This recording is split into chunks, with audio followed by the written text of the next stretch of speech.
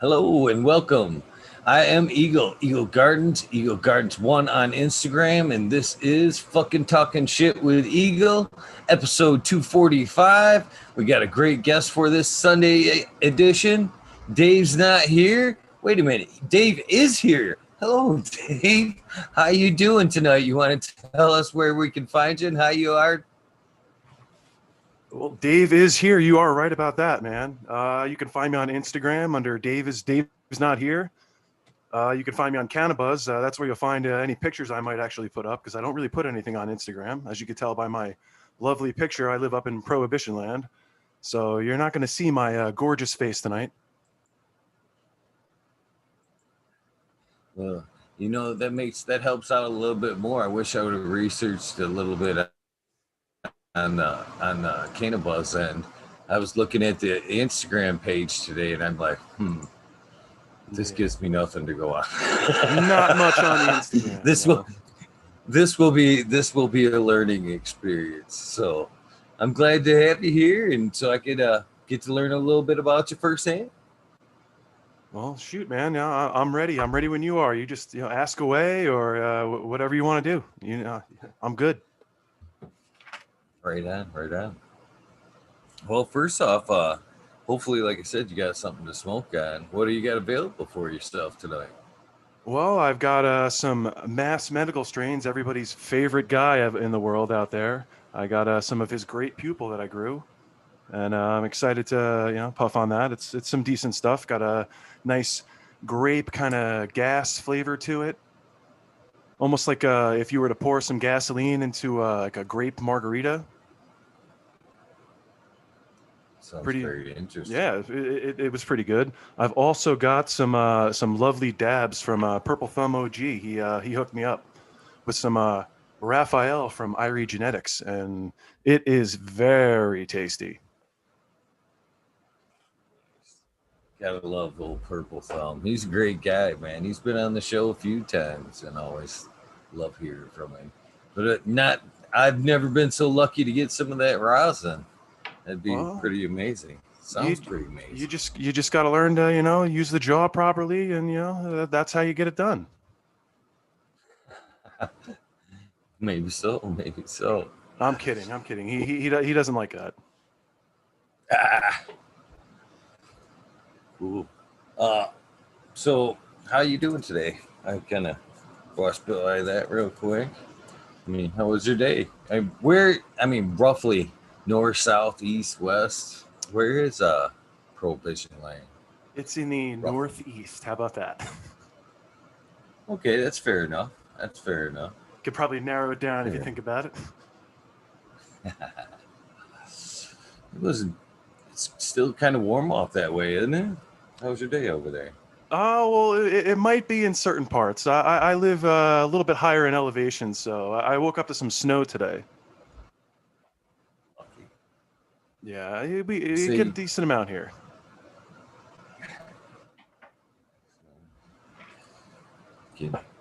So tell us a little bit about your cannabis journey here. I guess we will go right from the start, since I have very little go on. I'm going to have to just have you fill me in. When did you get started with the plant? When was your first? Tell me about your first experience with cannabis. Well, I would have to say I popped my cannabis cherry when I was 13. That was the first time I smoked.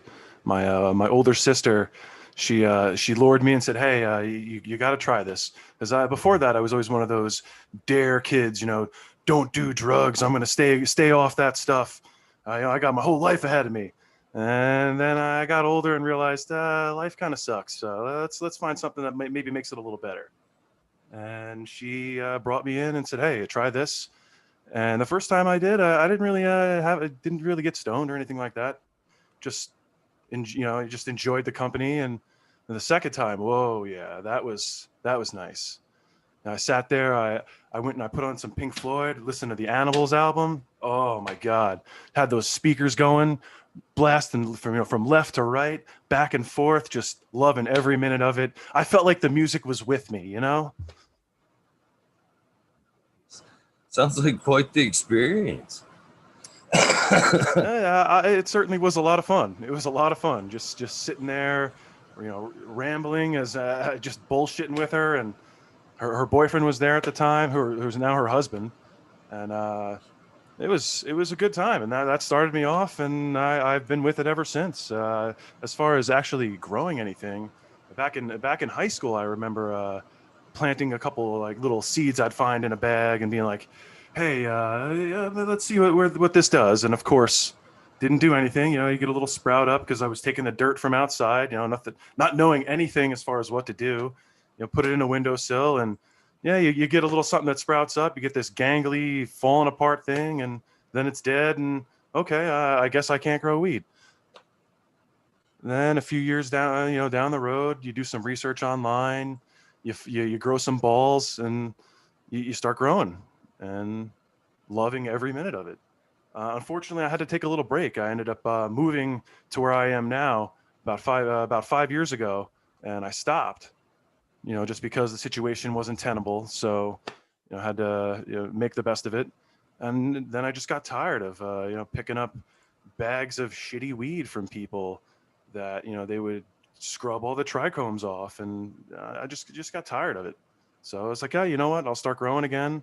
And this time, instead of growing from bag seed, because that's what I did years ago, I didn't have the chutzpah to actually go out and pick up some decent genetics, because I didn't really know what was going on. Just I would find seeds in like good bags that I thought were decent, and just pop them in soil and see what happens, and call any males, get a female, and then run with that. I would clone that. I did that for years, and then once I moved here, I broke into the good genetics, just by watching all these, YouTube podcasts and just a million different avenues that you can find information nowadays. Where back then, you'd sneak on a forum, you could read something, but I wasn't going to post anything. I wasn't going to ask any questions. You just hope for the best.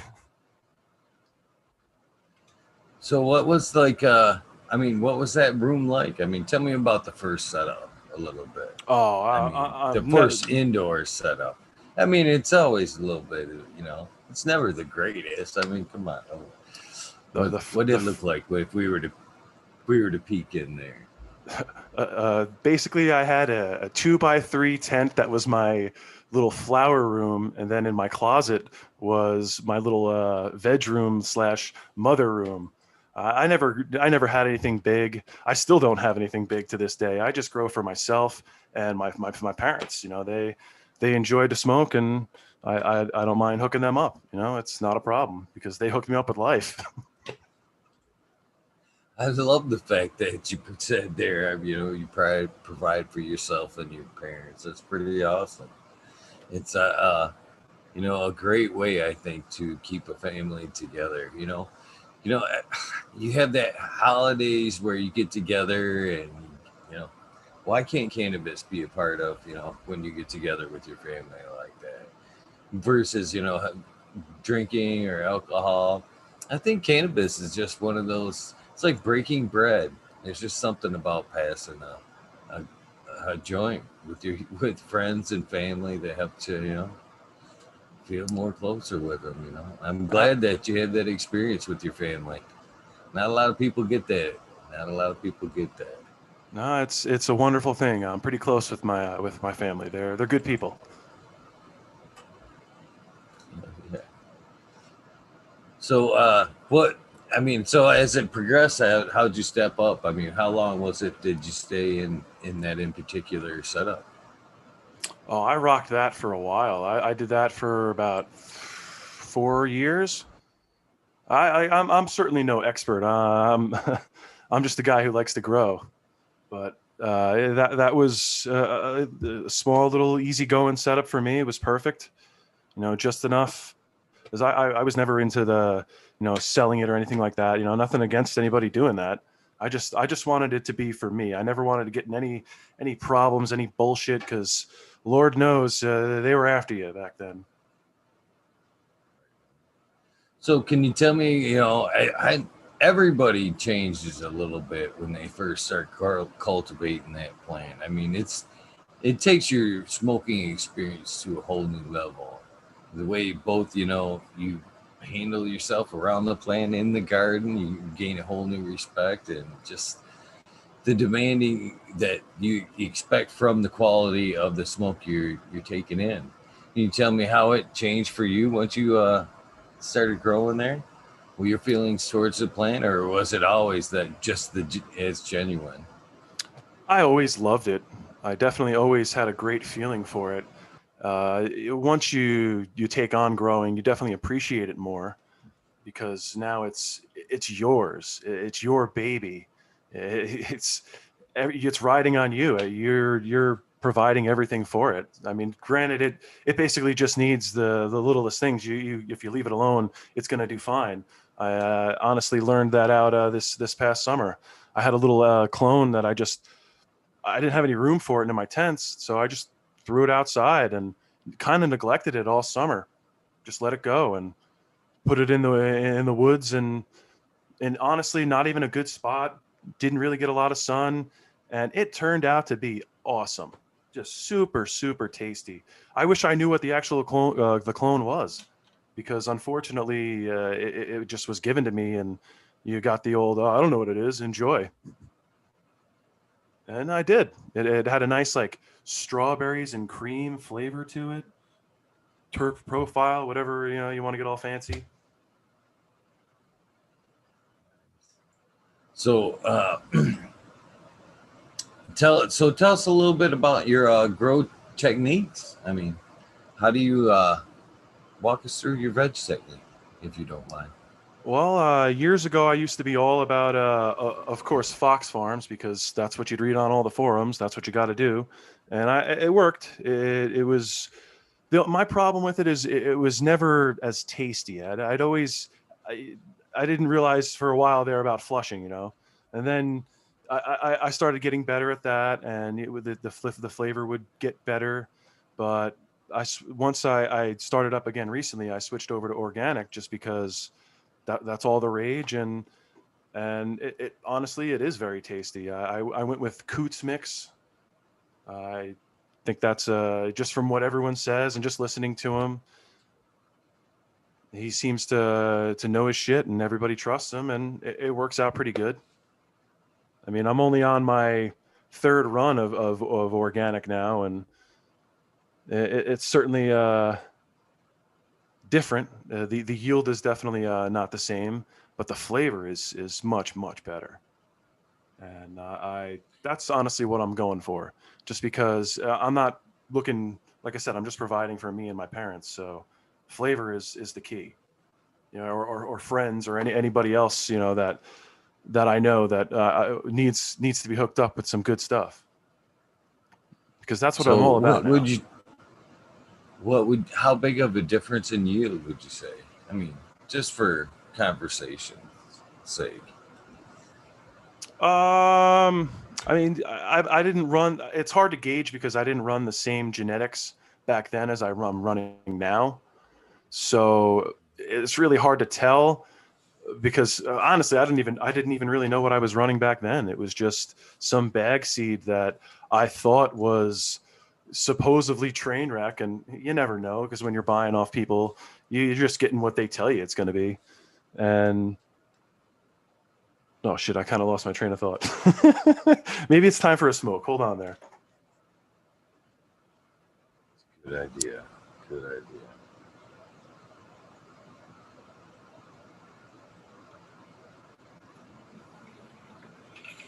Working on breaking one up myself.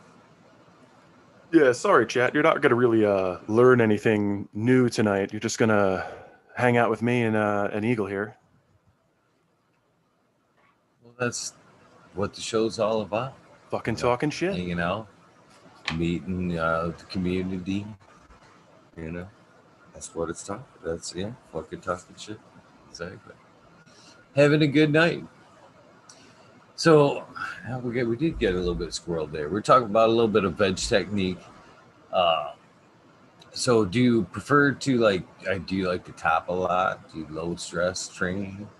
Yeah, I definitely I do low stress train. I like to spread my ladies apart, get them nice and opened up. As far as top So, dressing, I'm into the milled malted barley. But unfortunately, living in Prohibition land, unless I go to like a local brew store, which honestly, I live pretty remotely, so it's a hike to find anything. Having anything sent to me delivery wise, it's an arm and a leg. Like just to get a small bag of the malted barley was ridiculous. It was like $45 for. I couldn't even remember how many pounds the bag was. So I've been looking for a cheaper alternative. People are saying rice hulls are a good way to go. I think that's definitely a step in the right direction, but it's just a matter of finding it cheap because anything I get delivered, way too expensive. I'd love to go more locally sourced, but until I move somewhere where it's going to be readily available, it's just not going to happen right now. I hate to break in, but just real quick, only because we got a few minutes left. Today's Dirt Road Dude's birthday. I just want to. We got 5 minutes left. I want to sneak in that happy birthday. Hope you had a happy birthday, Dirt Road Dude. Cheers, my friend. Cheers, man. Happy birthday. I I secretly am taking, like, if you show up in my chat and say like next week's my birthday, or you put a date in there, or if today's your birthday, like I marked Dirt Road Dudes earlier this morning when I seen it. So I'm keeping tabs for next year. You're on top of I'm this gonna shit, preach. Eagle. I'm trying to, man. You know, trying to spread that love, man. Try to keep every smiles on all faces. Everybody loves a happy birthday, right? It's their day. Absolutely.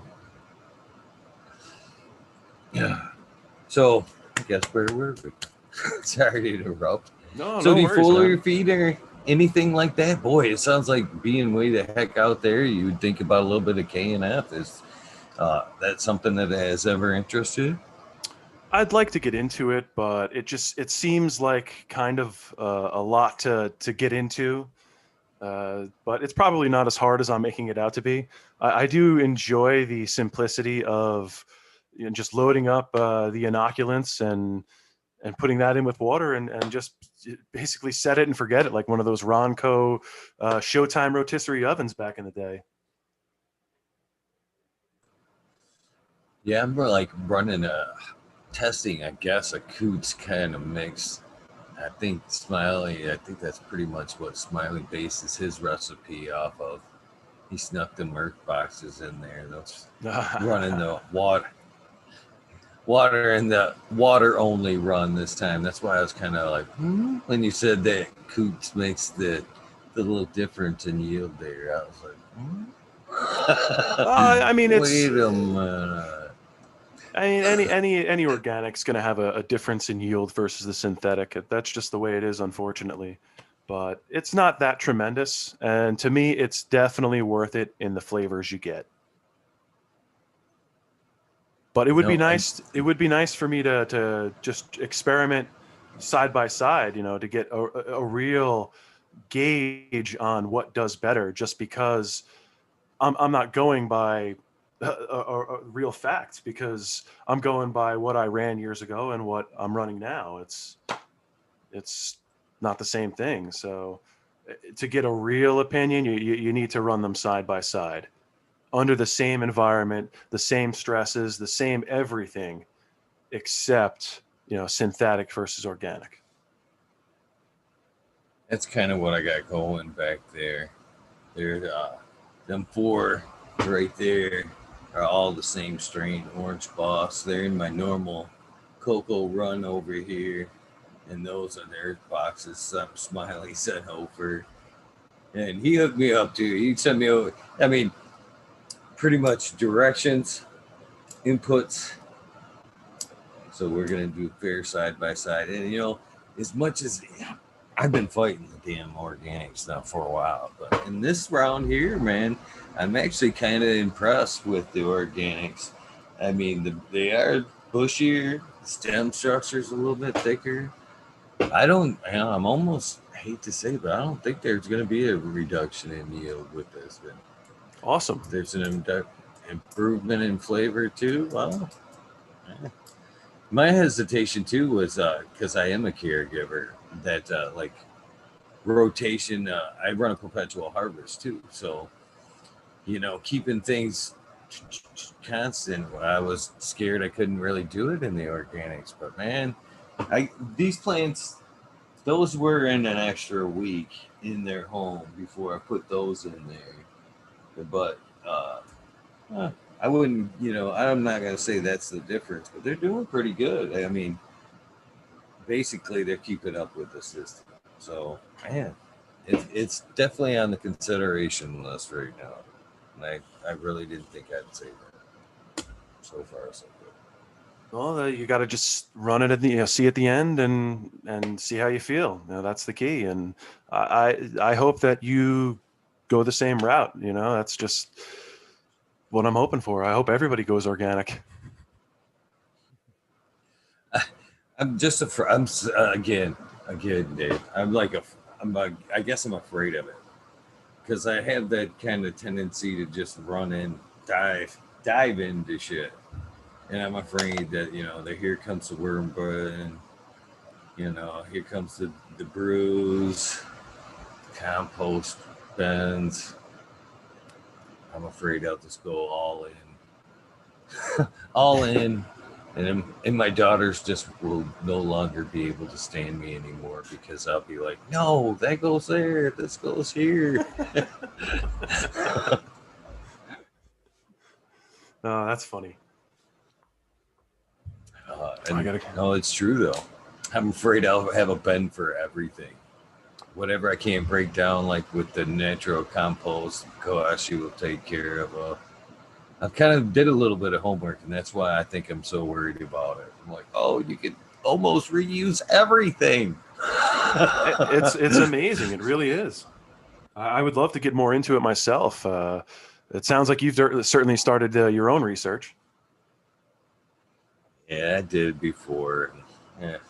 Now having it here and actually seeing it, it's definitely a lot of work. Wearing me. Well, see, I don't know that part of it yet either. It just sounds like a lot of work. Like I said, when the boxes came, they were like prepped. So he had done the mixing of the soil. Basically, all I did was push the center aside, transplant my stuff in there, take off. So spread it apart and threw your seed inside. Sounds like a good time. It was pretty good. Live on air at that. I mean, that's some real weed porn. Right on. Lots of oohs and ahs. Giggity. So, 12:02 here in Michigan. I'm worried about the dab bell, I'm all about that dab bell. Dab song, sorry. Dab song, sorry. Dab song. Dab song. Wrong podcast. I'm stoned. Yeah. I even told Tanasi that's outright where it came from. I stole it and fucking adapted it from you, Tanasi. Hey, it works. I said I actually did tell him that the other night when I was on. I was like, because we did dance. I'm like, I stole it from you, brother, but I couldn't outright have a fucking bell. I couldn't outright steal it from you. I mix it up some, so we could at least come up with the song. No, I love the dab bell. I think it's perfect. The bong gong. That's what I think. That's what they call it on a Fumador show. It's perfect. It's just the perfect little thing that everybody can join in for the communal smoke. Maybe get one of those chimes where you run your finger down. Oh yes, perfect. It would work. Man, it was fun. Tanasi was nice enough to send over one of his kits too. I gotta actually smack that together. Man, that was a fun episode too. Yeah, I saw that. I saw that. I saw somebody was playing a didgeridoo. Yeah, I mentioned that too. I mean, how cool would a fucking dab didgeridoo song be? That would be amazing. Kind of son, if you ask me. Wow, wow. Especially if they could play the song that you play on the didgeridoo. It's one of them things. What the didgeridoo is one of them instruments you just don't plan on getting lost in. You like listen to it for a few seconds and you like actually caught up in it. You're like, wow, how'd that happen? Yeah, it's not exactly very The didgeridoo complex. song. Wow. Wow. That was a terrible impression, but you got the gist.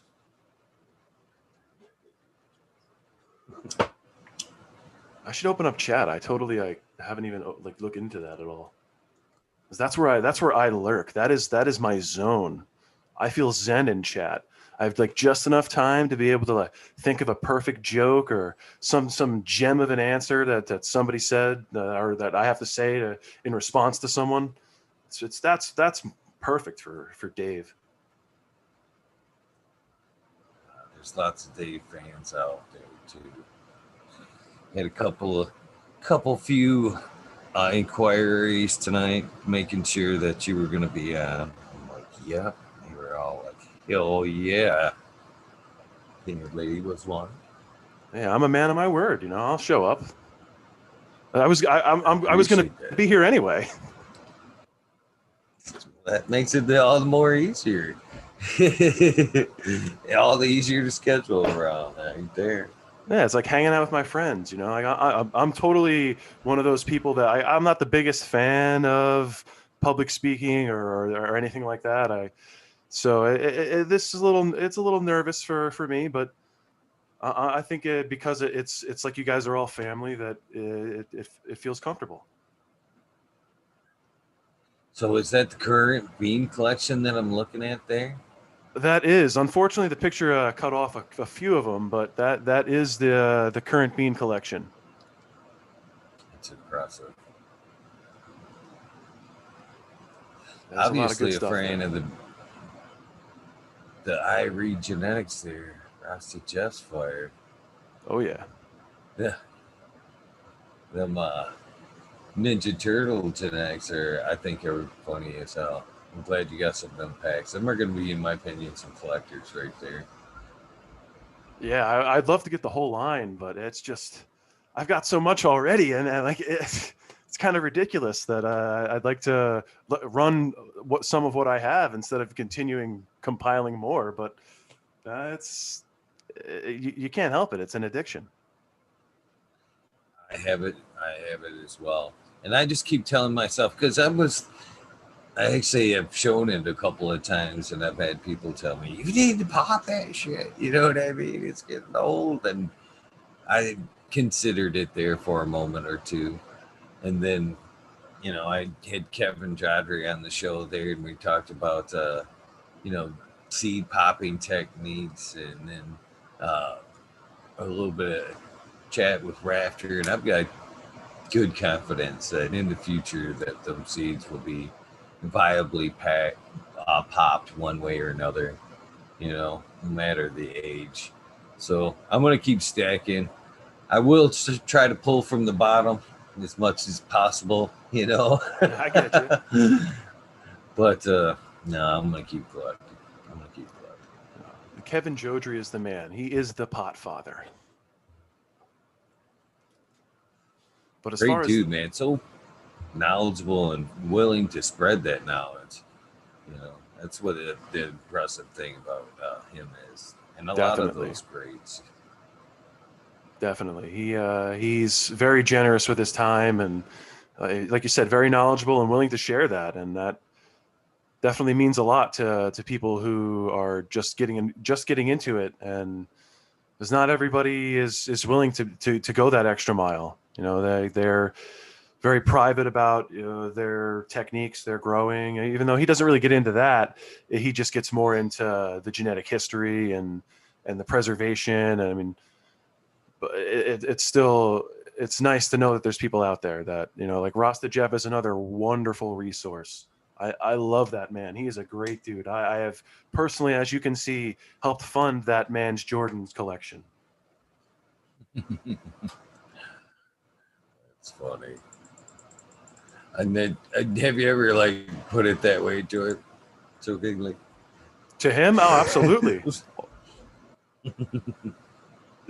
He knows where I stand. You know, he jokes right back with me. He is perfect with the jokes for sure. Man, I need to get on Cannabis. I have an account there. For some reason, when it came out, I'm all about supporting that. And, you know, moreover, I've said for years now that on these smaller platforms, any fucking platform, if you're going to use it or not, you should get on there and claim your name. Just get on there and claim your name before somebody else does. You know, Oh, that's the way a absolutely. lot of other.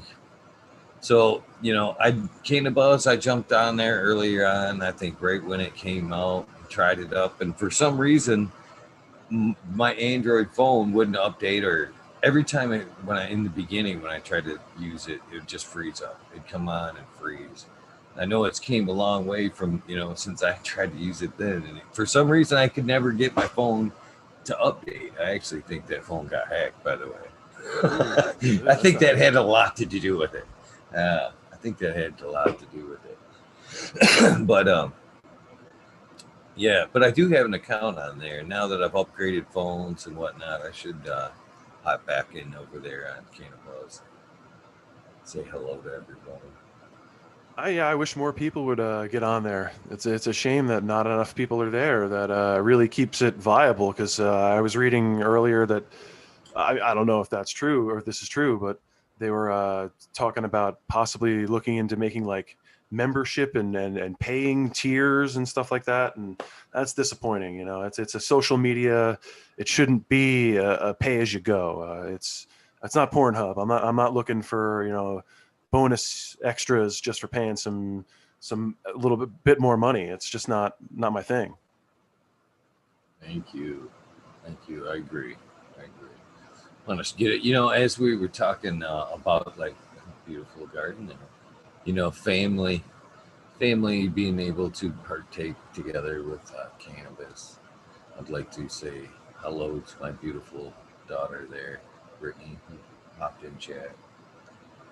That's she's old enough to consume cannabis here in Michigan recreationally, and it was one of those things that I've never even tried to drink with her, but I have consumed cannabis, and I do enjoy smoking with her. She's a lot of fun to smoke with, and that's one of those things too, man. As a parent, it was weird, but it was one of those thresholds that looking back, I was like glad it happened, because nowadays, it's when we get together, we get to sit and smoke and talk and relax, and it's a wonderful thing when we get together. And I don't, like I said, not too many families get that. I guess it's the opposite for me than it is for you, because I'm coming from the parent side. You know what I mean? Yeah. Oh, So I you. guess you can relate, just in the opposite direction, I guess. Oh, But totally. I could totally relate. I remember being, I don't know how old she is, but I was 15 when I first smoked with my parents. And that was a unique experience just because I remember we were going to a party and they stopped me and they said, "Hey, Tim." Oh, they just stole my name. But hey, they they told me, listen, we're gonna go to this party and we're gonna smoke some pot, and if you want to join us, feel free. We know that you do, and we're okay that you do, and join us if you'd like. And I did, and I've joined them ever since. mine was a little different.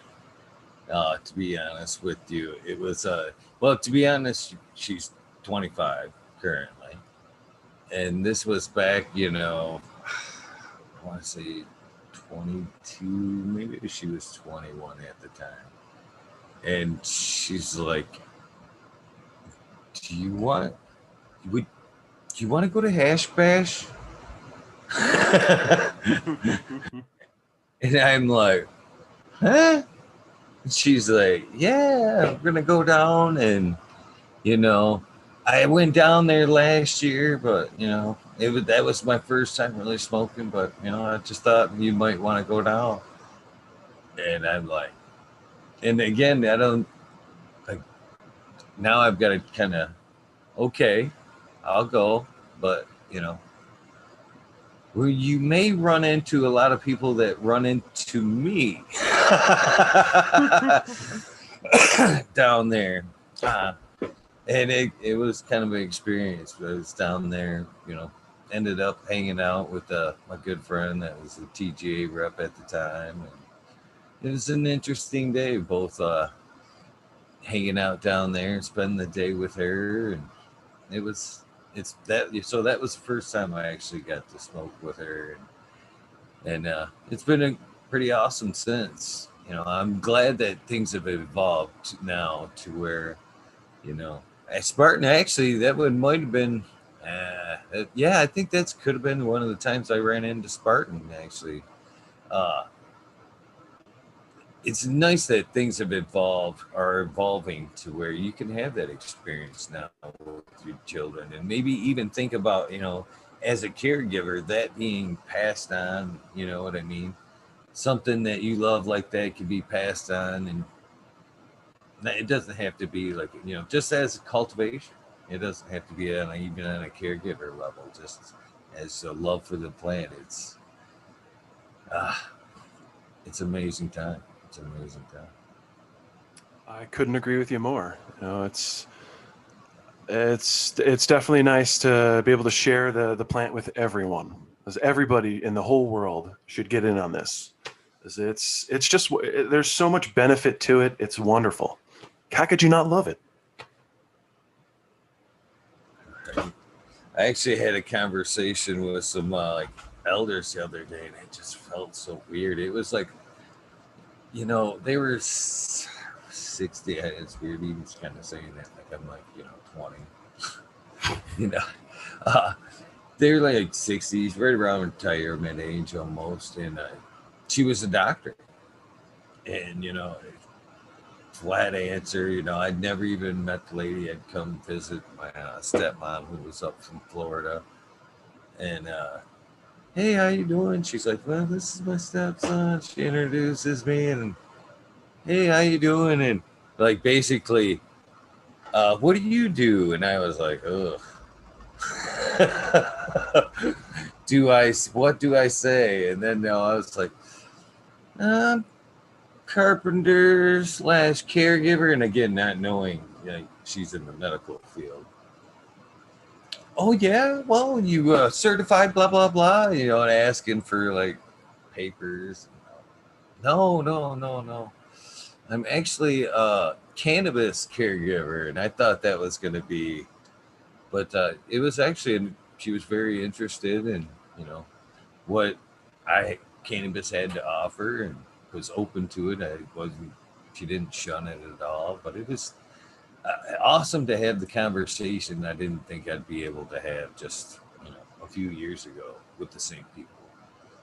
So it's amazing just what a few years can do as far as changing that topic. Just think of 10, 15 years ago, 20 years ago. You talk about it in over in the corner. You didn't really want people to know, or you saw people and you could see it in their eye. You knew, hey, that guy parties, or hey, she's down, and you kind of could get the vibe from certain people just by listening to them, talking to them. But you didn't outright, openly say, hey, you smoke, or maybe some people did. I don't know. That's not me. I always enjoy now the fact that how far the range is that you go that you party. There's a lot of people smoking cannabis these days. There's a lot of people smoking cannabis. Absolutely, that's one thing. When I moved to where I live now, I was amazed at how many people were just open and outright. Like my first week here, I was at an event, and this young guy was talking to me about, oh hey, this is my my high school teacher. This is one of the first guys I ever smoked pot with, and I'm just like, whoa, like you guys are just outright talking about that in the open, like okay, cool. Like this is the future. We're living in it. Oh yeah. I mean, it's pretty nice. There's where I'm at. It's seemingly, maybe it's just because it's becoming more and more open, I guess. But I run into more growers everywhere, and especially now that I'm kind of doing this, I run into more and more people, and I have more cannabis conversations at my local Walmart than I do at any grocery store around That is awesome. here. And it's like right when you walk in, for some reason, that's where right where I hit it too. I was bang, and then I'm just sitting there. Usually, it's four of us. Somehow it just works out to where a group just will conjugate right there. And right where you walk in and divide up to where you either go like clothes or grocery shop, and that's where we're having like this open forum for like 10 minutes, just loud as heck. I mean, we're this close from actually smoking. I think at one point the last time I'm like, we should meet in the parking lot. Why aren't we doing this in the parking lot? We can smoke out there. There you go. I'm surprised we haven't all just said, you guys got this right. And we all just walk out. We'll be out front. Yeah, that's the beauty of living where you live. It's so open and free where you are. Like it's open and free. I feel like across most of the country. I don't know about the South. I don't know what goes on down there.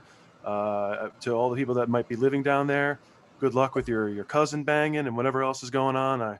I'm sorry, but that's just my opinion. Living up here, it's totally not true, but it's just my opinion. But yeah, it's definitely nice to see that everybody it's becoming more accepted, and I can't help but love that fact. I can't wait for you guys to get that feeling. I remember when it actually was legal here. I just couldn't even. Well, it took me about a year after it was actually legal to go down and actually talk myself, because I am that bit of a conspiracy buff, if you will. I didn't want to be on that list. I didn't want to be on that list, and then it was like fucking stupid. I don't even care. I don't even care. So I went and get out and got that license, and when I got that license, from then on, man, that first experience of driving around and being able to purchase cannabis was pretty cool. If I passed a store, like, especially now, I'm sure that anywhere when it's just, so I'm sure it's like that right now in Oklahoma. Any store you pop into, this your first visit? Well, here's a t-shirt, a free gram. That's what I worked that angle. Oh, man, I worked that angle in Flint. Flint, Michigan is where I initially had this, driving around. In Flint, I had them like Starbucks. Back in 2008, 2009, there was like no licensing, basically. All you had to have was the boss to fucking open up a storefront. And a lot of people had balls and fucking. So you could drive like every other block and, pull in, get a t-shirt, edible, or free pre-roll or something. But it was fun. I never passed one by.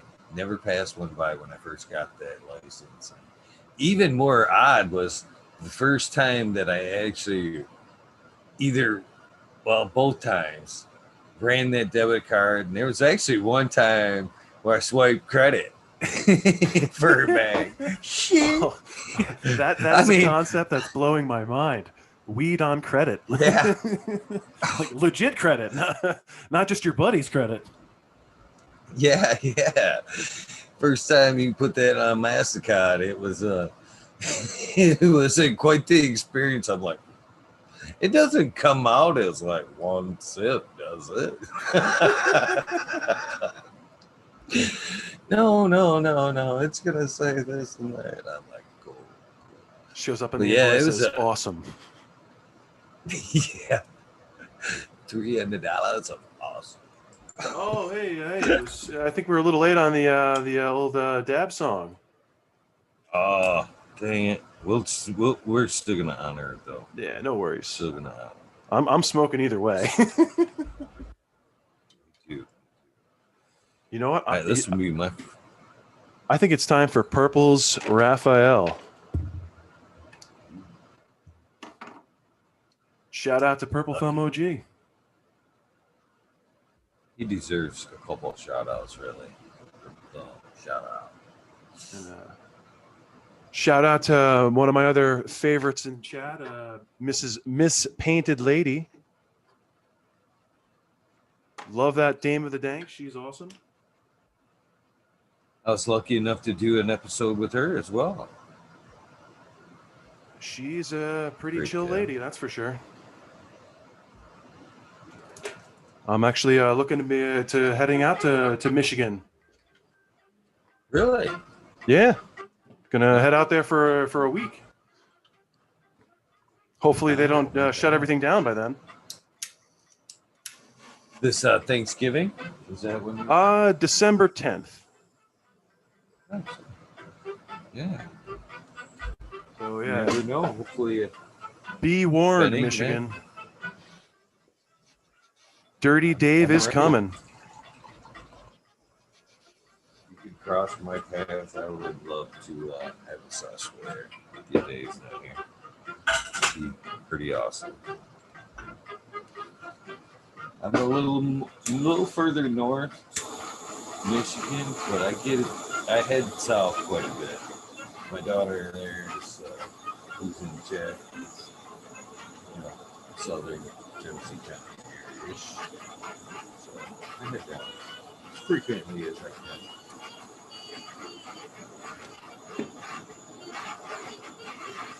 I can pass the path in that time span.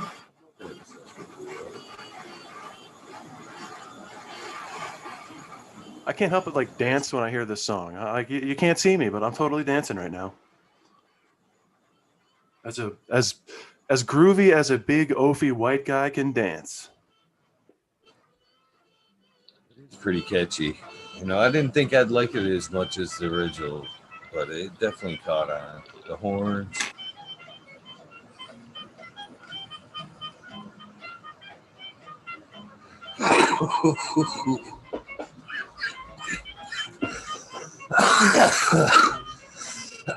Damn, I miss that rig. I hate to say it, but there might be another one coming. I need like a titanium rig with a quartz bowl. There you go. Something I could just throw to the ground. I guess I was not deserving enough for a beautiful glass piece. By the way, thanks again, Sungrown 707 Kazoo and Kazoo Glass for giving me a piece that we all had to watch shatter. Dude, if I had a kazoo, I would totally play it right now, just to rock that kazoo. I was watching that night when he had it. That was the perfect compliment. Was the kazoo dab song? Ooh, that kazoo! You could get a kazoo diggery-doo like back and forth. Oh shit!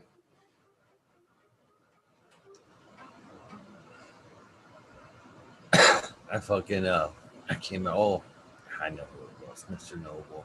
Even though I said kind of hush on it when we were talking there, I still think it's a great idea. Mr. Noble was on the other day, and he actually kind of suggested that. I thought it would have been fucking too funny. Think about I don't know how you could only probably do it in reruns, like animalizing the rabbit hole, or parts of the show to where they're cartoon characters talking. I was like, oh, that would be, or even having like a stoner cartoon like this would be fucking amazing idea. I've been thinking about that ever since he said it. I wish somebody who's watching who's artistic needs to help us all with that. I wish I had that ability. I can't draw for shit. Just sounds like fucking I'd totally watch it. No, that would be awesome to have a little animation, for your show, even if it was just like an opening or something like that, a dab, like a dab song or an opening or something. That'd be pretty sweet. Shout out Naughty Nikki, we nerd for life. Man, we got 77 smoking along with us currently. Shout out to all you guys. It's a lot of people who are losing brain cells with me and Eagle. So, tell us a little bit about, check out the flower cycle. I mean, what kind of pots are you running? What's your method of madness in the flower cycles? Do you have any tips or just conversation?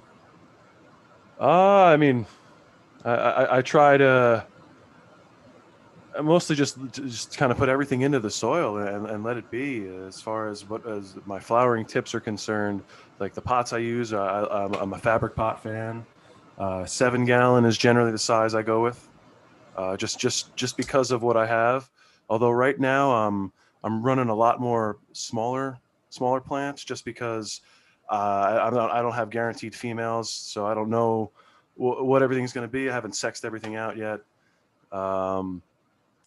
So I've got a few testers that I'm running. I got Irie Genetics. I basically, it was took a lot of milking, a lot of time, a lot of auctions, a lot of funds to be able to get him to bless me with the blueberry cookies crossed with the Jack the Ripper, and I've got a few of those running right now, and I'm excited to see where those head.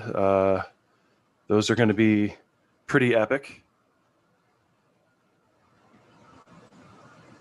So, what do you have any, like, what's on your next round? We talk about seeds and saving and popping. What's going to be in your next round? My next round is I've got a big time Bodie boner. So I was going to be running. He's got second base, which is Purple Urkel times Old Mother Ganny. That's I think there's going to be some pretty good stuff in there. Also looking at his love triangle, which is Triangle Kush and Snow Lotus. You can't go wrong with Triangle Kush. That's like the backbone of so many OGs, so many different Kushes out there. That's this definitely unlocks some good stuff in there. A lot of times when I'm listening to people talk about strains, my reply, and it's just, that sounds good. You said fucking Bodie's boner, and I'm like, don't say it.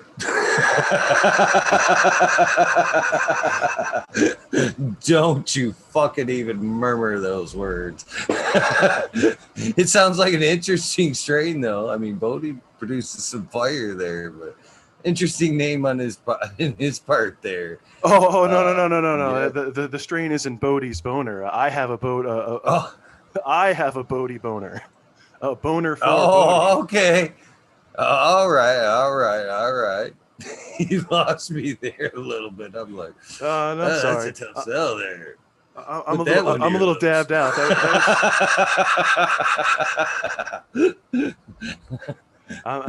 That dab set me right. Thanks, Perp. Getting a little spacey. Nutrient shootouts, man. Oldschoolplayer.com, one and the same, my little brother. Yeah, you definitely threw me off there. I'm like, Yeah, honestly, if Bodie came out with a strain and it was called Bodie's boner, I'd probably buy that. I'd probably be all over it. I'd want that boner on my lips. I'm not gonna lie. I'm pretty gay for Bodie. His strains. Oh man, I mean, just think about it as a breeder standpoint. Be like, yep, through the side, Bill. It accurately depicts things. Had to fucking call it out. Love it. 12-inch record. That's funny. But yeah, I've got a few Bodie strains, cultivars, if you will, or seeds that have potential to be some good cultivars. You know, I've got the second base I mentioned, the Love Triangle, got Cosmic Serpent, Soraya, Lazy Lightning, the DJ Short Blueberry, and Apollo 11 F3. That's a good little mix that he very limited release of because Mr. Soul obviously getting back into the game, and DJ Short also getting back into the game, making it kind of hard to continue that. He was very respectful and dropped those, and so that's why you don't really see them. If you look them up, you can't really find them on the internet, but they do exist. I have them. There's also the Calio, the AE77 cut crossed with the Apollo 11 F3. That's should be some fire too. Got a Wookiee hash plant, strawberry milk. There's a few others too. I'd have to break out the collection, but yeah, like he's got some fire. He works really hard on progressing his males and continuing them along the filial line, and really seeking out specific traits that he likes, and then crossing those with whatever clone he happens to have, whatever mother cut he's working on. And he's somebody that I happen to trust as far as his selections are concerned. Freeborn Selections is another guy I trust, as well as Irie Genetics. Katsu, another guy who I've run his Band-Aid 7 and original OG, as well as his Blackline Bubba, and absolute fire, delicious. I don't have any pictures, unfortunately, but just absolutely delicious. Easy to grow. I mean, didn't as far as I'm concerned, I'm all about things being nice and easy, low maintenance. I'm a low maintenance kind of guy, and just set the mix up right, set the battery up for the soil right, and make sure you're not overwatering, not underwatering, and you really can't go wrong.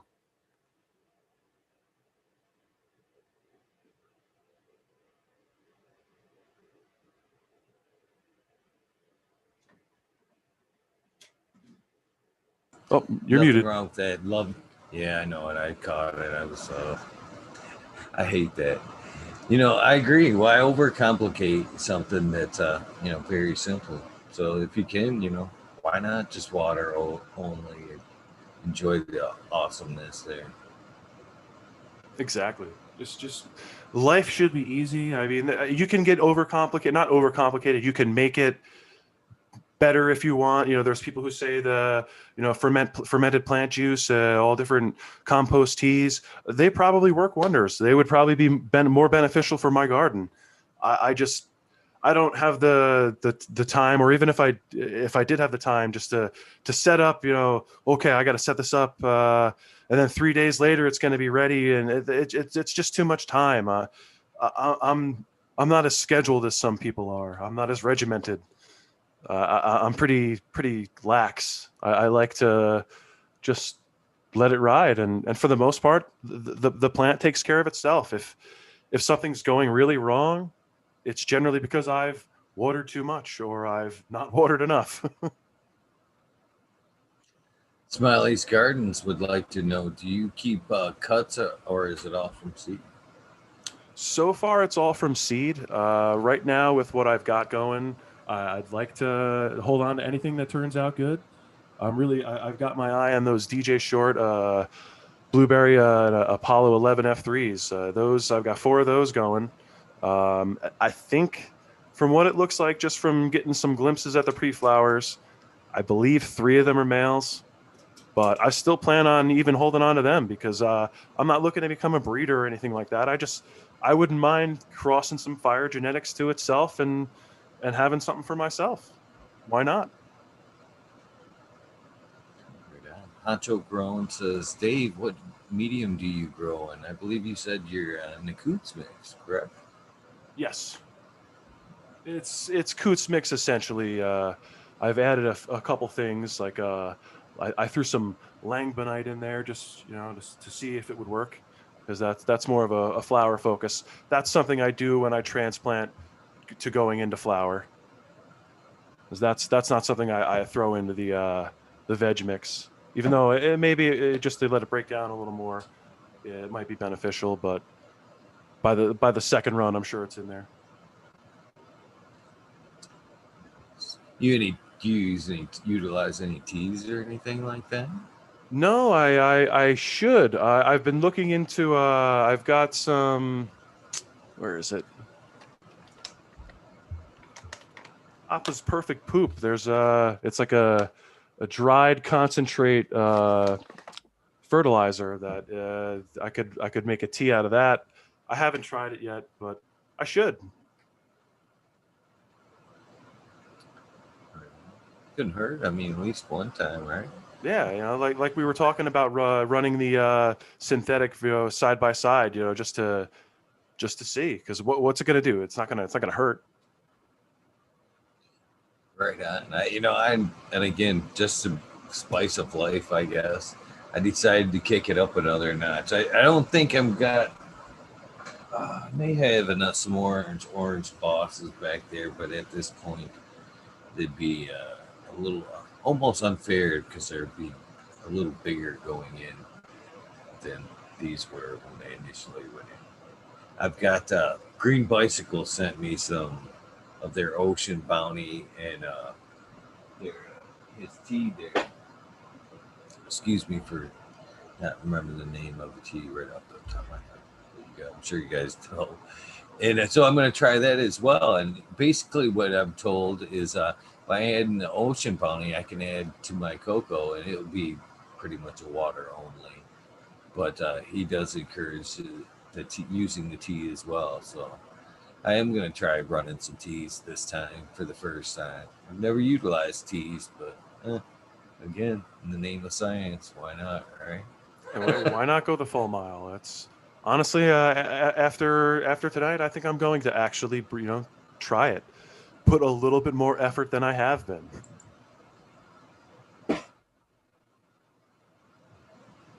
So, yeah. How do you like to harvest? Do you prefer to dry trim, or do you like to wet trim? I am a dry trimmer.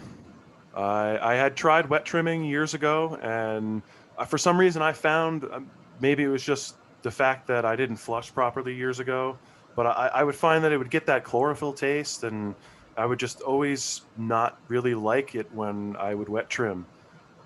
So I would read that dry trimming is the way to go, and it seems to be working for me. I I believe you wet trim, right?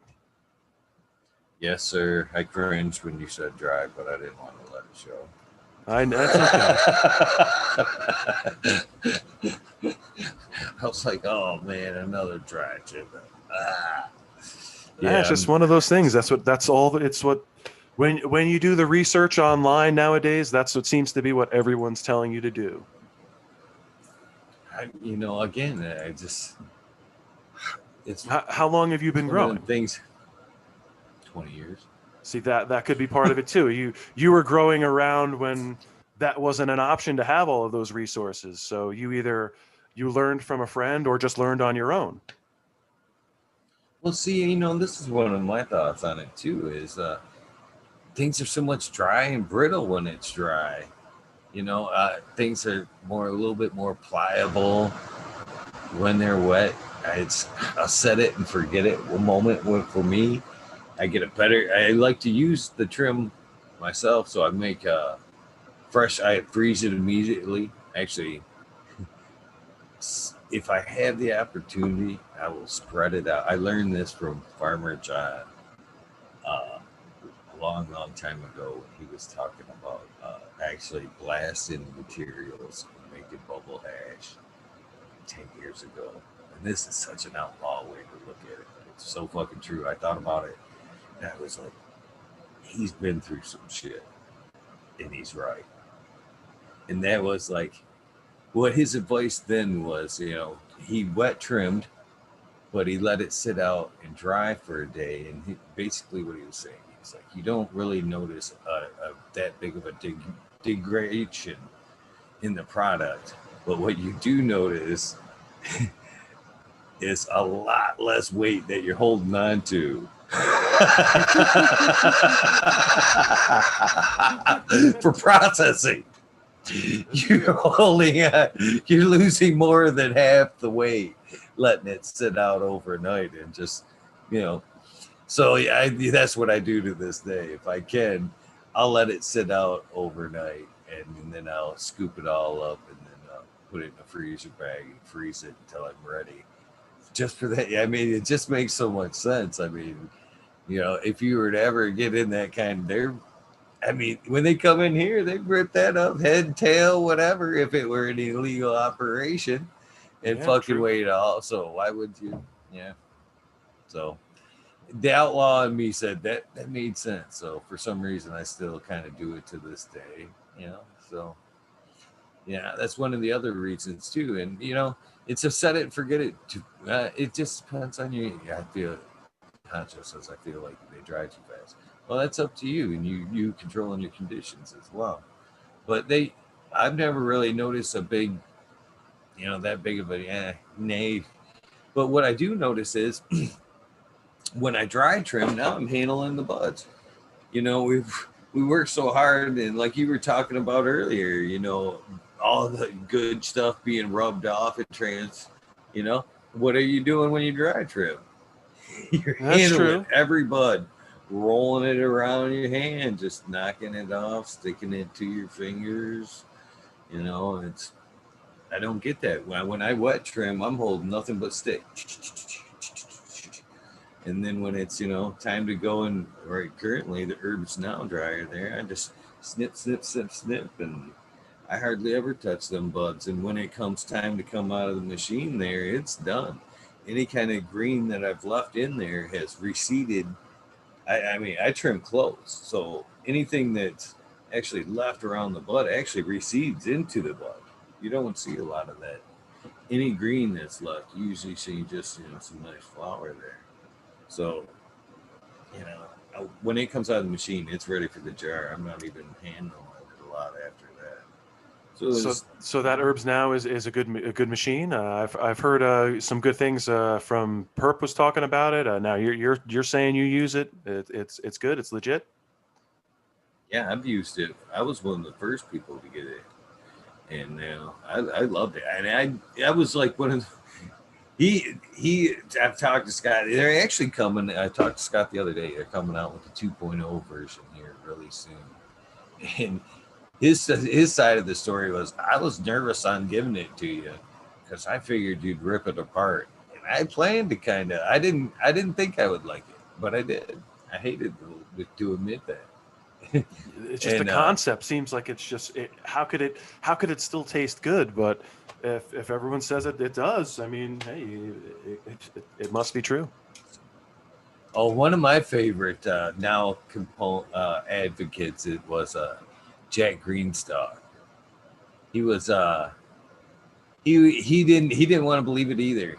Me and him went by in the rabbit holes quite a few nights. There's no way, you know, white papers say hanging's better, more terpier, da da da da. Dirt road dude right there in chat. Love my nerves now. Need another one. Then somebody bought Jack Herbs Now and sent it to him, and he used it, and man, it changed his mind like overnight. Overnight, man. I was like, and it was nice that because he wasn't even like, you know, I hate to say it, or you know, but yeah, it definitely changed his mind. I was like, I'm impressed. I'm impressed. Yeah. Exactly. If you can win over Jack, I mean, that's saying a lot right there. Because he's a guy that when I see him on with you, it's I know I bullshit a lot and joke around in chat, but certain people you respect when they come on, just you know from their knowledge and what they have to say. And like Mr. Soul the other night, for me to be following Mr. Soul as your guest, now I feel honored and kind of like wow, like me.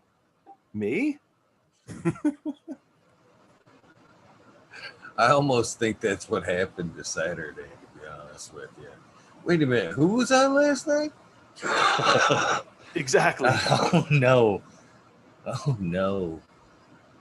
But, who knows? Who knows?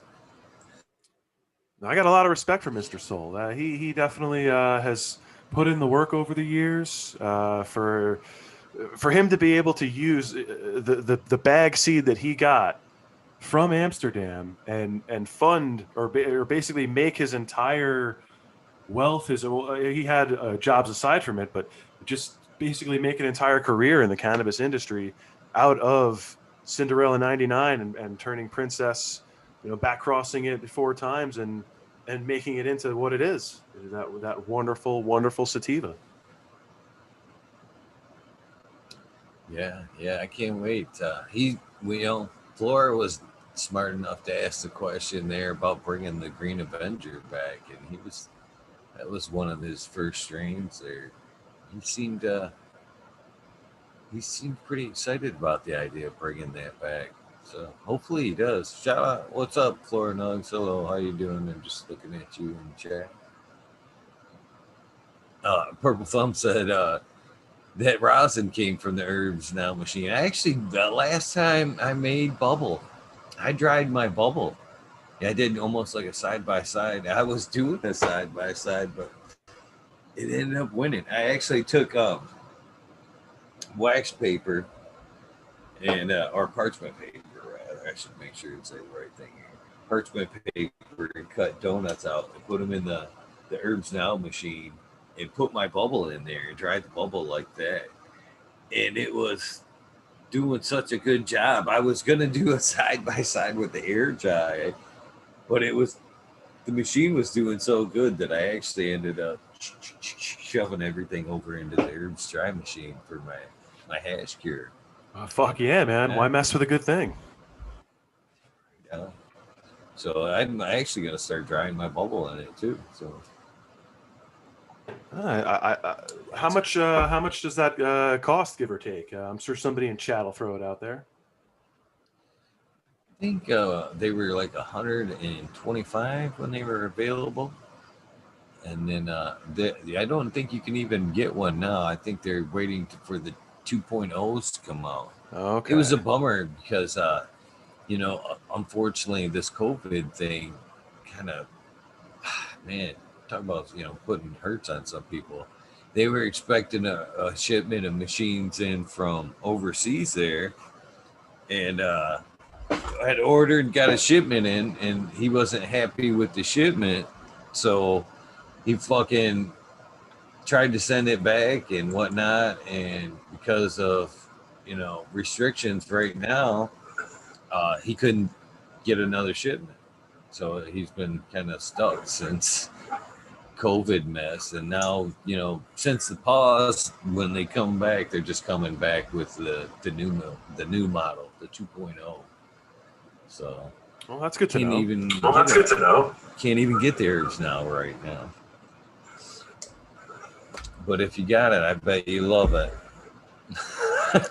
That's what everyone seems to be saying. Everybody's fucked over from COVID, though. It's a shame.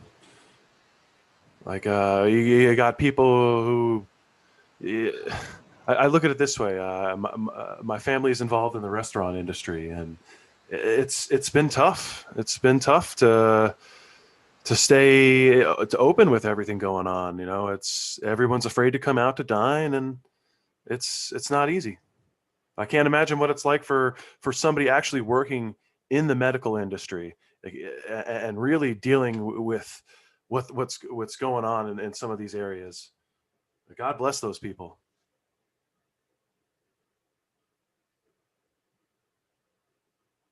Yeah, I agree. I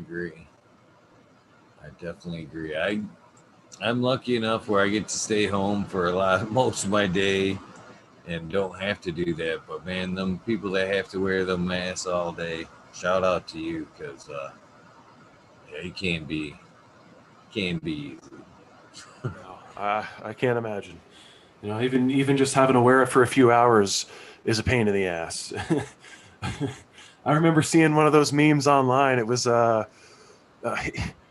You say you can't breathe from a mask. How could you have a woman be sitting on your face? It's just it's perfect. Like how could you handle that if you're whining about a mask? Have you ever fucking you ever listened to Wheeler Walker? Absolutely love that guy. Eating Oh pussy and kicking man. ass. Sit on My Face is one of my favorite songs. So that's fucking song is hilarious. You know, it's funny because there was a time where, you know, I was getting episodes like triggered, reported, like I was going through a nice little stench of getting reported there. So I came back. My response one night, because people were trying to tell me it was like content or like trigger words we were using, and that was getting us reported. So my answer to that was, you know, it's both. I refuse to believe that. I refuse to believe that. So like, it was a couple of days into being reported consecutively. I went on and said, fuck. Man, I had to set some kind of YouTube record on Fox. And I was encouraging the chat to say fuck, type fucking chat. I was playing Wheeler Walker, singing Wheeler Walker tunes, and fucking not a flag, not a report, not nothing. And I'm like, I think I hit Wow. every trigger word that I could possibly hit. And fucking that episode never got not one flag, not one age restriction. And I'm like, see, it isn't, you know, it isn't like that, you know. But yeah, it was a fun episode, by the way. I didn't think I was say I must have played like 6 Wheeler Walker songs. Some of the good ones too. Some of them were pretty belligerent. You know Wheeler Walker. Oh, of course. He's My favorite but Wheeler Walker is probably "Fuck You, Bitch." That's up there. That's the best breakup song I think of all time. it is. It is. So I actually had heard that one like coming from the other side not so long ago. And I was like, yeah, I was listening to that like fucking 2 years ago.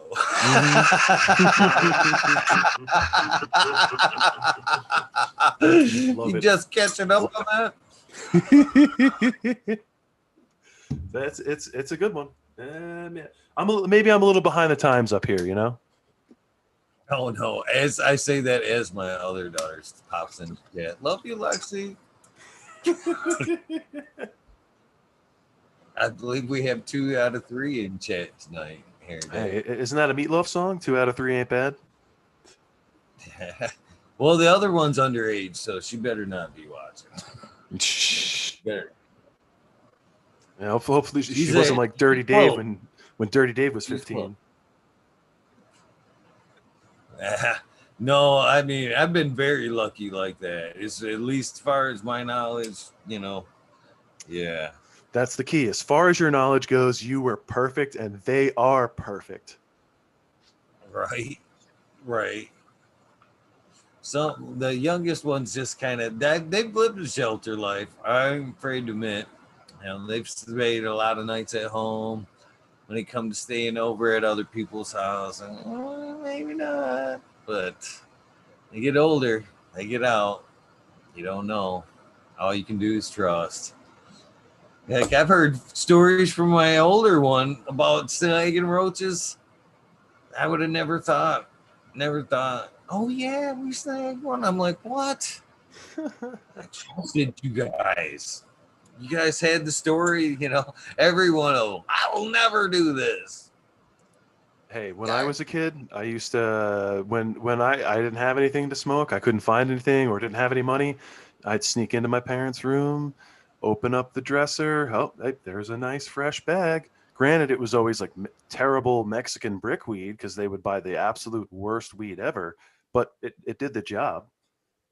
Couldn't argue it. And it's not like I had anything to get at the time. And hey, can't go wrong. Yeah. My dad always had some fire. I always had some fire, and it seemed like he didn't like to fucking smoke roaches and left big roaches. So he'd always pinch, Oh, I'm so grab some, jealous. head over to the buddy's house. Fucking, it was always the preferred dad snatch.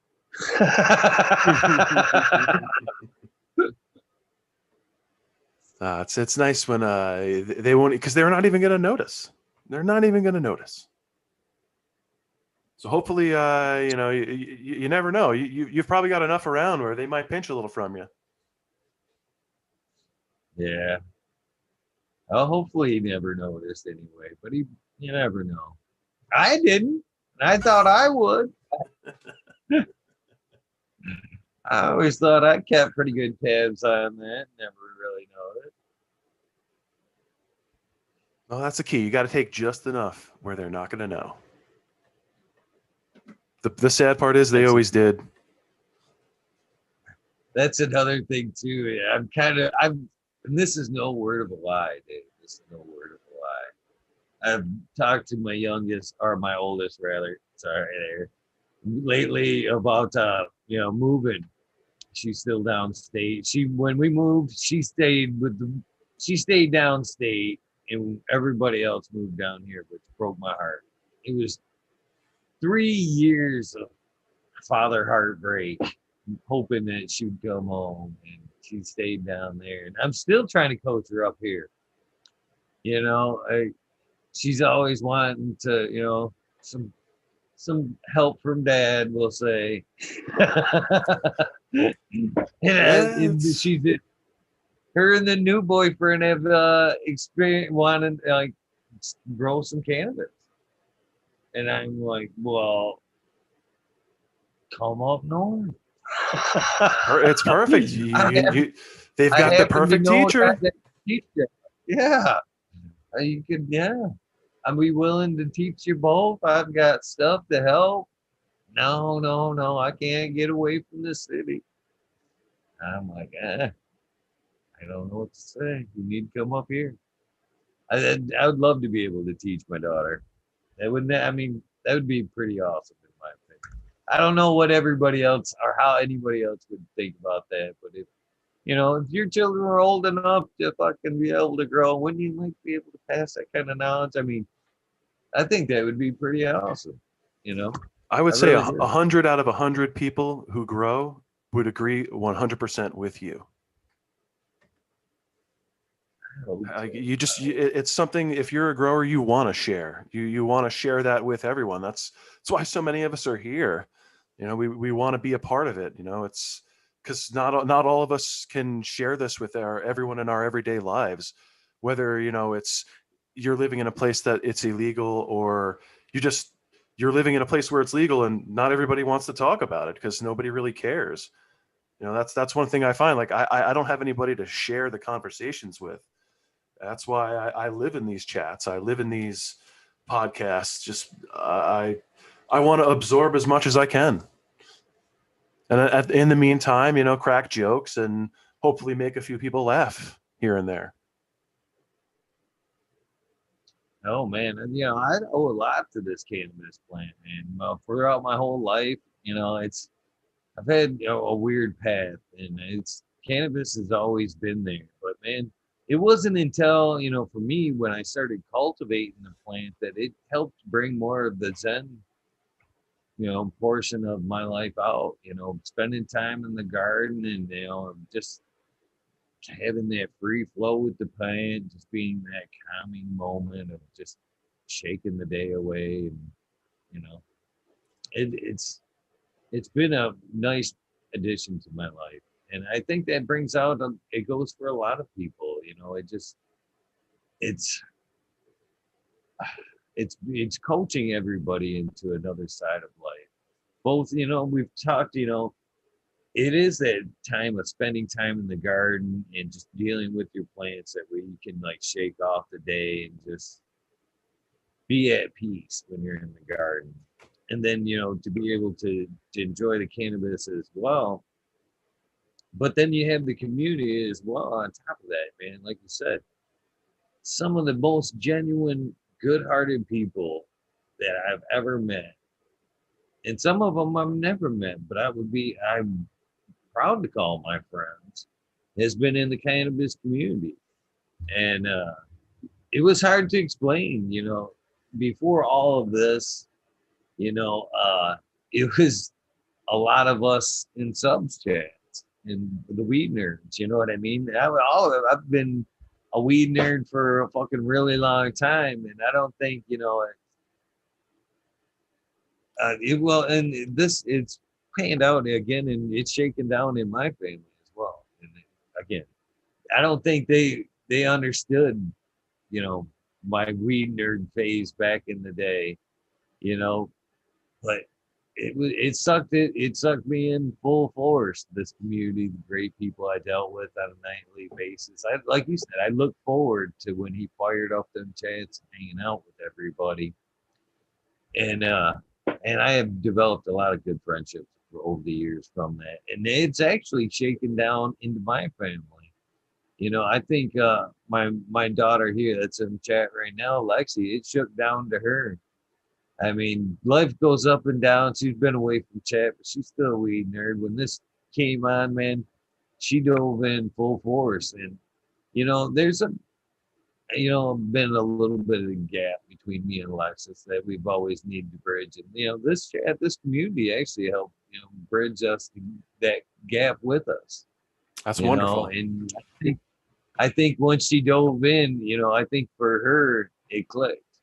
Like I now I can see I can see why he was doing it, or what it's about. Yeah, like you And said, there's definitely more of that Zen feeling. This community fucking welcomed her like full quarters too, and I thought that was pretty cool. Much love to Lex and the community, and I think at some point, we all cannabis growers in general, I think we're all kind of a little bit of a misfit in some kind of way. And I think that's what leads us to these chats and stuff. We can now be that misfit and I couldn't agree with you more. I couldn't agree with you more.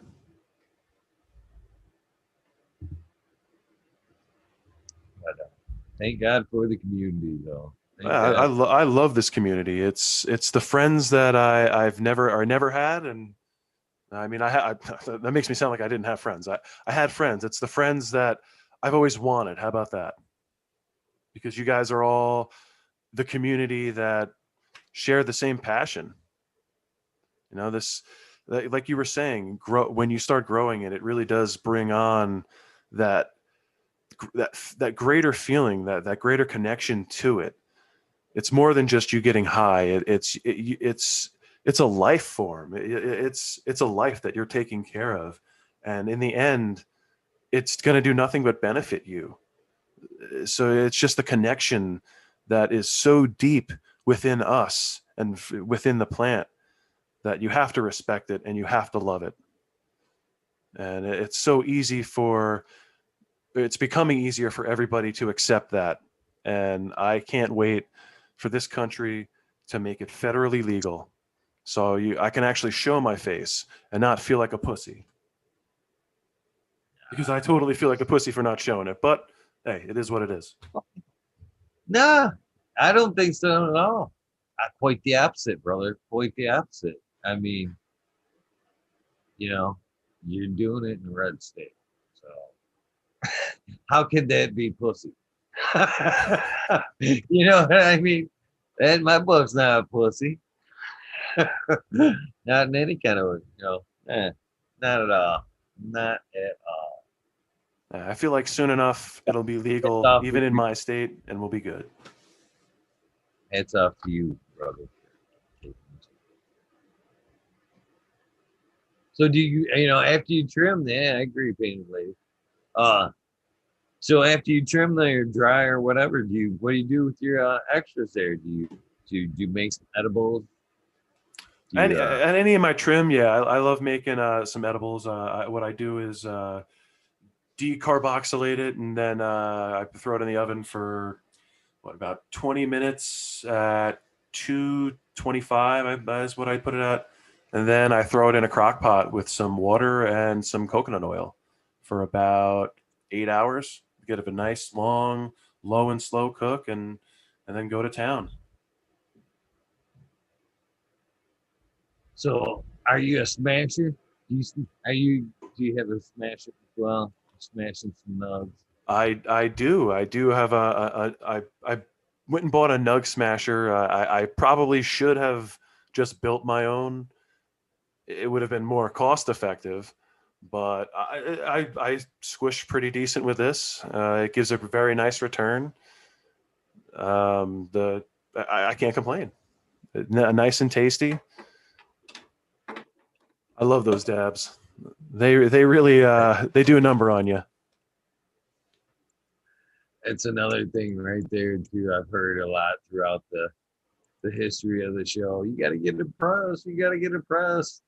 Oh, that's another thing. That's another thing. I'd be right there with composting. It'd be like all my time. Yep. Composting, worm beds, pressing. Yeah. Doesn't sound too bad. You can only cover so many bases, man. You can only cover so many bases. I'm trying not to get sucked into the whole rosin thing, but it's coming. It's getting closer. Damn organics. It's following right behind the organics. That's why I'm afraid to let the organics. Squishing's fun though. It's honestly it's so easy to do with the machines they have. Even if you were to build your own press, it's so easy to do, and what you can get out of it, it's amazing. I remember back in like 2012, getting some BHO from friends and it being like this absolutely dark brown, gross color, or dark green, just absolutely tastes terrible, would sizzle in the whole bowl or in the banger. Or back then, actually, I was using a nail. It's the titanium nail. Oh my god! At least I think it was titanium. You never know with the Chinese stuff out there. But yeah, I love dabs. They're fun. You go from 0 to 60, and you can't go wrong. Speaking of which, we got some time. We got a few more minutes before for the dab song. Big number right there, 111. I love it when I catch those angel numbers. I'm a fan of angel numbers. I never heard it called an angel number. I like that. Yeah, any kind of consecutive number like that, there's meanings. 111 right there usually signifies new beginnings. Right there, Amber. What exactly do all the consecutive angel numbers mean? I'm sure she knows. Then good luck. I know you should be like focusing on whatever's kind of current in your mind, that kind of thing. Yeah, we got the witchy weekends on. We should be able to get some kind of answer out of them. But I see painted ladies mentioning she's a dab virgin. Yes, she is a dab virgin, and we are gonna pop that dab cherry, painted lady. So that's as a grower, it's hard for me. When I make my extracts, it's from waste material. Basically, I'm reclaiming something good from waste material. At least that's what I'm telling myself. But to turn around and squish perfectly good nugs into it definitely is tough. The first time you do it, you feel like you're doing something wrong. Oh yeah, it definitely feels wrong. But in the end, if you do it, you'll find out it's pretty right. I think I would, if I'm gonna smash. I mean, I lean more towards smashing the flowers versus the smashing the hash. I think I would keep them two extracts separate if I were to go that route. I enjoy my bubble. Why not keep my bubble as bubble, and then smash the flowers to get the full what I'm missing, the terps I'm missing from the bubble. You know what I mean? Try to get. I totally agree with you. So if I go down that route, I think I will be smushing flowers, just flower. Yeah, that's what I do. Yeah. I save the trim, like I said, for the edibles, and I press flour. That's the way to do it. Fire in, fire out. I mean, if I'm going to go through the process of making bubble hash, I'm just going to smoke the bubble hash. I went through the process. It's just it feels like taking all these extra steps. Maybe that bubble hash makes the best rosin ever. I don't know. I feel pretty good with the flour rosin. It's pretty damn tasty. Again, I gotta try to keep it at bay as long as I can. I gotta keep it at bay as long as I can. Uh, I like the dabs. I'm just, them dabs get me, man. They do. They do. They can rock your world, especially the first dab of the day. Or if you haven't done them for like so what I like to do is maybe take breaks like a week or two and then go back to it because all of a sudden your that's the one problem with dabs. Your tolerance level starts going really, really high. And then you got to kind of bring it back down. You start going back to the flower, bring the tolerance level down so you're not crushing like dabs nonstop all day long. I mean, maybe that's fun, but to me, like my throat's burning after that. You get those sticky dab lips. I mean, sticky lips are good only in the bedroom. I don't want them for my dabs. Right, right. For me, I've always thought it was, more like the convenience thing about it. And, I have a love hate relationship with this titanium dab straw. I, I prefer the glass ones, but I break too many of the fucking glass ones. I've been through a ton of them this year, and I absolutely just despise this thing. But I like the dabs, and we've seen now the rig lasted me a friggin' week, 2 weeks, and I actually got to like it. And it was just building the whole dab thing. By the way, it was just driving it home. It was gonna be bad, but the thing about the dabs was, I enjoy them, but it was always supposed for me to be about that quickness of it. Bam, hit out of there. You know what I mean? Hmm. But when you get the rig and shit, then it's now, oh, you got to keep it clean and proper temperatures. And hell, there was, it was getting to where I was cleaning it. I could smoke a joint. I could smoke a whole joint in the time I cleaned and took my dab properly. And I guess I don't know. It was good, I but see your point. I see your point. I lagged on it a little bit too. I'd let it get a little bit dirtier than most people would and just torch it off again. But man, it's a process. It isn't just the wham bam that most people think it is.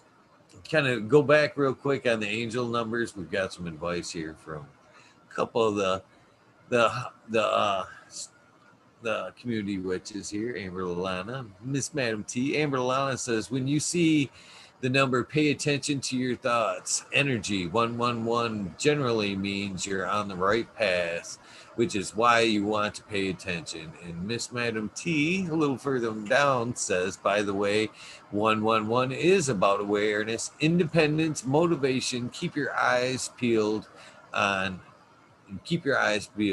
you're on the right path. That was pretty close. I left a little bit of that out, but thank you guys for throwing in and helping me with that. Appreciate it. That sounds wonderful. I feel like I am on the right path. So, yeah, each one has like when you see like a 444, they all have different meanings when you see them, and it's not too often when you see them. And actually, I think a good portion of my life where I don't think I ever recognize or pay attention to them, and then they just like out of nowhere just become just so like they were smacking me in the face, man. I see them a lot, and to the point where it got to the point where I had to start looking into it. They were so pronounced in my life that it was like, okay, there's got to be something to this. I gotta look a little deeper. So that's when I started paying attention. Started paying attention a little bit. I like that. And You got to pay attention in life. to be kind of honest, they're kind of leading me to the right path. I've been paying attention. I've been paying attention to the signs. one of them people that think I'm a I like to think you can manifest too. If you can actually see things clear enough, you can bring about whatever you want to have in your life. That make any sense? Are you a believer in that kind of thing? I definitely I do agree with that. Yeah, if you can visualize it and in hopes that you can bring it to you, I see that. I think that I've talked about this a lot too. Is I think as we get older, we lose creativity and imagination. Things we've learned too much. We're able to just flash images on that we've seen that represent other things, and our brain gets a little bit lazy, and we as we get older we can't imagine the things that we want. I think that when it comes to manifesting things, that's where people want to end up going wrong. They can't, they write it down, they say it, they want to sit, but they lack the ability to actually visualize it in your head. And it isn't until you have seen it and actually picture yourself doing it and made it happen within the brain that I think that it actually brings it out in life. Oh, damn time. It's that time.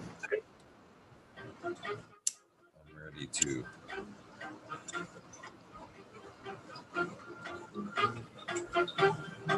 Again, I'm going right back. I'm calling it apricot. I think that's what he told me when I bought it.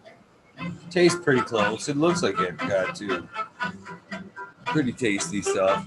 No name. Caregiver supplied. Caregiver to caregiver. Hey, nothing wrong with that. I wish I had more of a Perps. What was that purple? Was that Purple Punch? Is that what it was? Yeah, Perps Purple Punch. Man, that was some good fucking rosin. I need to get some of that IRE genetics over here.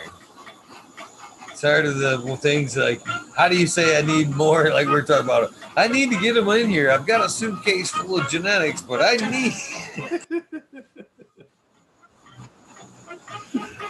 I know. I feel so guilty every time I'm looking at all these new drops, all these new things coming out, any auction that comes up on some rare strain, rare seed. It's like, ooh, I want that. I want that. But then I look at my bank account and I'm like, I don't want that. I don't want that. Yeah, I'm right there with you too. They're almost like I never, excuse me, collected baseball cards, but they're similar. I'm sure. Oh yeah. I always keep a couple too. Even when I bop them, I keep a couple.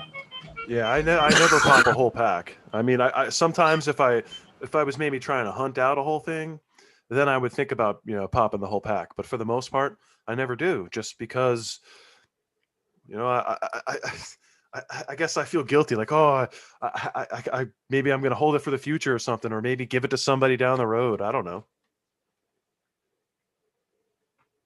For me, I like to think, because we can't keep everything. We obviously got to move on, especially if we've got a seed habit like we do.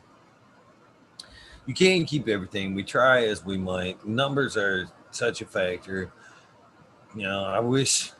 Shout out Oklahoma. I'm so jealous of Oklahoma and that unlimited playing count.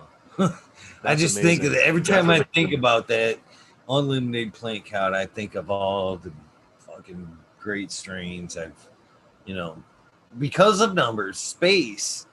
You're good, but it's time to move on. If I could add unlimited plant count, they'd all be sitting around here in a cup. They wouldn't be big moms, but I'd have a whole library, a sick library of strains.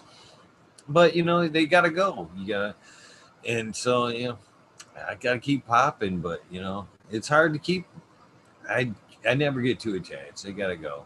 Some I haven't found that golden one yet, and there's so many delicious cannabis strains. That's what it is. Uh, There's so much choice and variety out there. Why limit yourself to just that one? Pop a whole bunch, see what you like, and then if you really like it, keep it, clone it, keep running it, but continue popping more because there's still more out there. Maybe you're going to find something that's even better. that you're going to be like, hey, this is what I want to run from now on for the rest of my life. This is the plant I want. And you're only going to find that if you look and if you keep popping them all. Because if you were to I think try, buy some from a dispensary or something like that, you don't know how it was grown. You don't really know much about it. So this way, if you're growing it yourself, you can, you know the details. You know what went into it. You put your heart into it. I kind of squirreled that thought there, and I totally squirreled it. Totally squirreled at that thought. Hey, it happens. Dab time. That did. Oh, I can't even remember what it was either. Totally gone. Totally gone. Damn it. Anyways. So, damn, it's gone. Well, hey, Rez, the answer could be both. I see you there in chat. Right. So, I mean, what is your? Do you have an in particular taste that you're shooting for? I remember what I was gonna say too.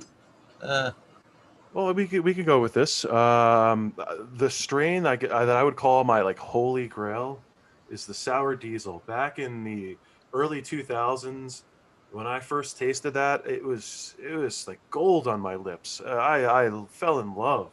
I am anytime I see that out there, I try and get my hands on it. Anything I found has never been exactly the same. So that's why I kind of hope that maybe you kiss enough ass, you talk to the right people, you can get your hands on the cut, but still haven't found it. So I'm all That's about that kind of gas and the gas and that chem flavor. You mix those together. If you throw some fruit on top of that, it's perfection.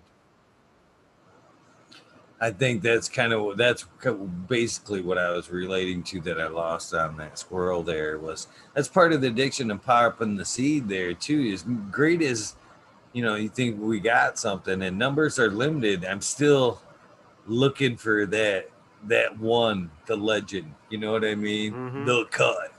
And that keeps me popping. It keeps me moving because I found a lot of good things. Have I found that legend? Nah. Hey, me either. And in fact, I don't even like a lot of times. I'm like really keen on staying away from the hype. So after it's the cut, I don't even want it anymore, unless I'm the one that's got the cut. Yeah, that's a good point. That's a good point. It's So yeah, it's I will keep popping until I get to Oklahoma someday, I guess. Hey, And maybe they'll make it hopefully, just across the board. No limit plant count. That would be amazing. The whole country, no limit. even like when we were talking about there. Oh, and I do have a question. I want to kind of. Who was it? Somebody had a good question for you. C Dub. Don't let me forget C Dub's question. Nah, fuck, might as well ask it because I totally squirreled. C Dub from NorCal wants to know if you have any advice for growing those Ivory genetics. Oh, well, to be honest with you, I've only grown right now. I'm in the process of growing Raphael Shredder, and I happen to get my hands on the Mac 1 to Arise. Arise is his bread and butter male, King Solomon, that he put on pretty much all sorts of goodies. If you got something Ivory Genetics, there's a good chance that Solomon is in there. Um, so as far as any tips for growing it, it depends on how you're growing it. I mean, my method is like I've been saying, is all the set it and forget it. It's just kind of make sure the soil mixture is good. It's not too full as far as too much nitrogen, too much of any of the other elements, and just I'm all about that low key maintenance and just being on top of the watering.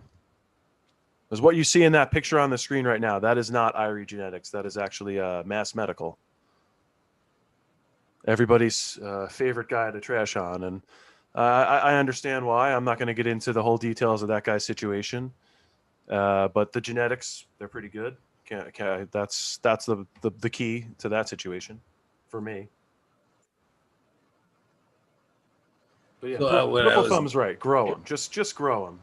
It's a weed. It's really, it's not that hard to grow. You just make sure you don't overwater it.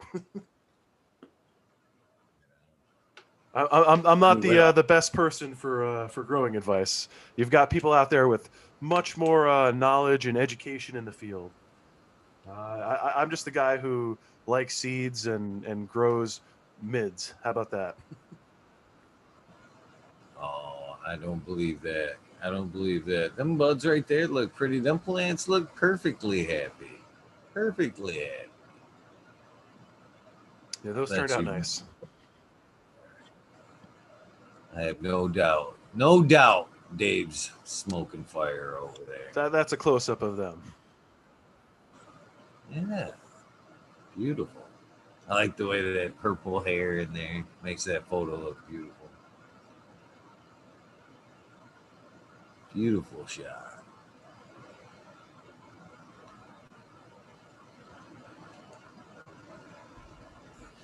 Yes, sir. Man, that dab grabbed me right by the pooper. It did. Dude, that's what I get for slacking today. Well, to be honest with you, I think it's time if you're feeling up for it to open up the rabbit hole and maybe let some other people on and get this party going. Yeah, sure, sure. I see a bunch of people in here that have the keys too. Couple I wish would have the keys. Seeing a observation booth. Wink, wink. I see painted ladies in there. She has the keys, or should have the keys. Fred knows has the keys. The American one has the key. Amber has the key. Purple has the key. Let's see. The DOA. I mean, seriously, these are all past people that's been on the show. Purple's, of course, got the key. Resurrection's got a key. This is a possibility of unlocking here. Open that door. If you got the key, come on in. Smiley's in chat has the key. Who else? Madam. Miss Madam's got the key. Ah, man. That's what I love about the rabbit hole, too. Oh, Indo 11's in the chat in the breeding collective. Shout out, Indo. Indra was in chat. They both got the keys.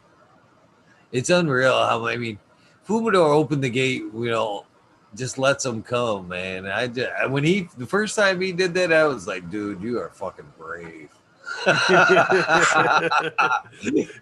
You never know what's going to pop up on those. Open up internet, dude. Anybody can pop up in there, but it's worked out well. It's worked out well for him. But old Pixel Monkey, I wish had the key. Pixel Monkey, I'm still looking to hang out with you. Well, there's a lot of good people. Fuck yeah. So yeah, I guess go ahead and use the restroom, if you will. Reload that tray. Get yourself something to drink. I will do the same and meet you guys back here in 10 at the latest.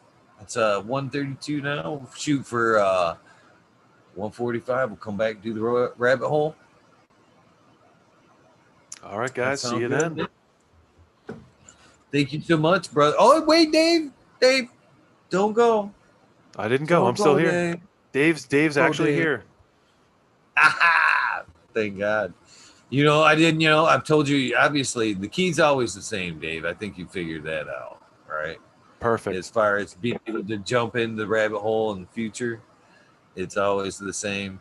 But I need from you, my friend, before we get into the whole separate phase of things, is your soundbite. You have to give me Dave's soundbite before you go.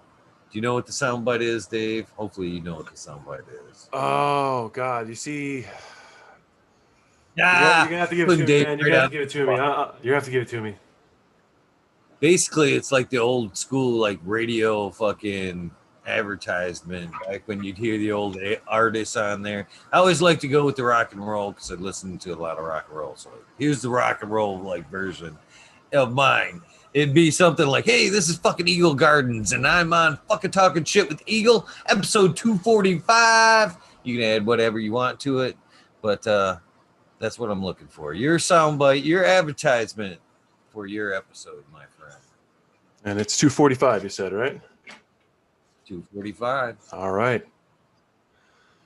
You're listening to Dave's Not Here on fucking Talking Shit with Eagle on YouTube. Enjoy yourselves. Have a great night. I sure did. There you go.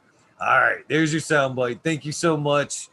Go take a break, and I'll see you in a few minutes, brother. Thank you so much for popping on, man. Thank you for having me. And those of you who are still watching, thank you so much for tuning in. Please tune back in into the rabbit hole here in a few minutes. But if you don't, thank you for tuning in. Remember to do something nice for somebody. Random acts of kindness do save lives. Thank you for tuning in. But hopefully, we'll see you in a few minutes. Thank you for tuning in.